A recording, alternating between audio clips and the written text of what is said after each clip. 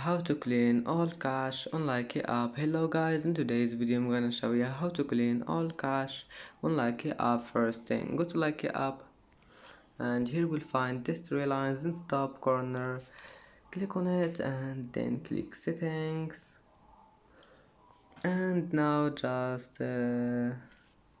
click this one here, clean storage. You can just select anything you want here, or click this one here and stop all, and then just click clean, and as you see cache have been cleaned. And that's it for today's video. If you like this video, don't forget like and subscribe, and thank you for watching this video until the end. And now see you in the next video.